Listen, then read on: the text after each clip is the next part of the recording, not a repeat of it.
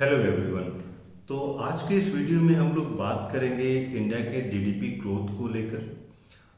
जैसा कि आप लोग जानते हैं, इंटरनेशनल मॉनेटरी फंड हर एक साल साल में दो बार वो अपने फोरकास्ट निकालते हैं कि हर एक कंट्री का जीडीपी ग्रोथ क्या होगा और किस कंट्री कितने परसेंट से ग्रो करेगी।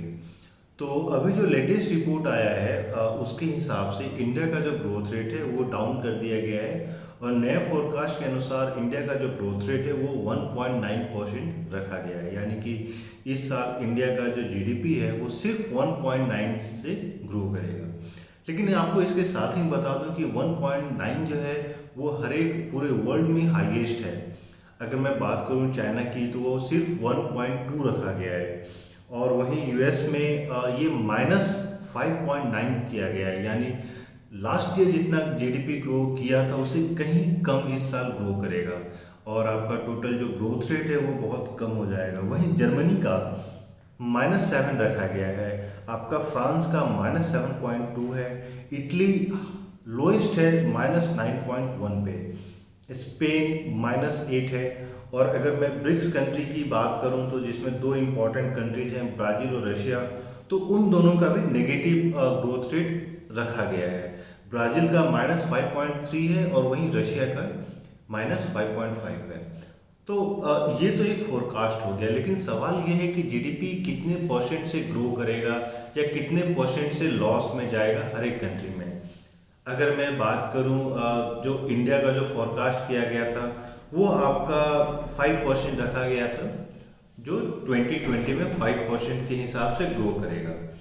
लेकिन ये उस समय फोरकास्ट किया गया था जब ये कोरोना वायरस के कारण लॉकडाउन नहीं हुआ था।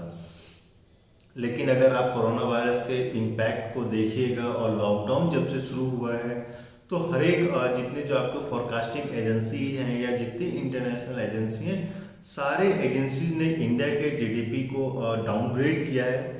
वहीं अगर मैं मूडीज की बात करूं जो एक रेटिंग एजेंसी है, तो उन्होंने इंडिया के एक्सपेक्टेड 2020 से 2021 के जीडीपी को सिर्फ 2.5 रखा है। लेकिन वहीं अगर मैं बात करूं बार्कले जो कि वर्ल्ड का लार्जेस्ट बैंक है, उसने इंडिया के जीडीपी को 0 रख दिया है।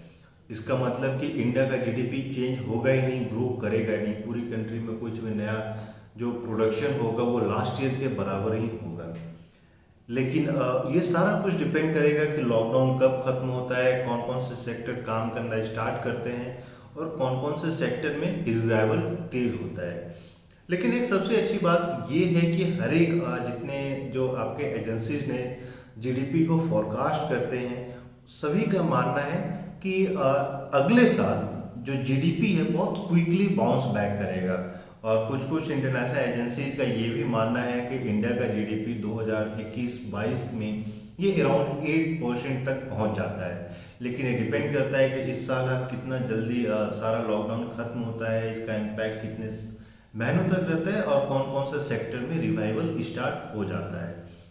तो अभी इस वीडियो में हम लोग इतना ही डिस्कस करेंगे और हम लोग होपफुल हैं कि इंडिया का, अगर आप जो इंडिया के नेशनल स्टैटिस्टिक्स डिपार्टमेंट की अगर आप देखते हैं या आरबीआई का फोरकास्ट देखते हैं, तो उनका मानना है कि जीडीपी जो है अराउंड 2.5 तक ग्रो करेगा। और ये भी जो अगर लो ग्रोथ रेट होता है या लो जीडीपी ग्रोथ रेट होता है तो ये आपका Q1 या Q2 तक ही होगा और Q3 Q4 में ग्रो कर जाएगा। इसलिए एवरेज जो है 2.5 तक जीडीपी चला जाएगा। तो उम्मीद की जा रही है कि इंडिया का जीडीपी 2.5 तक इस साल 2020-21 में ग्रो करेगा, जो कि पूरे वर्ल्ड में हाईएस्ट होगा।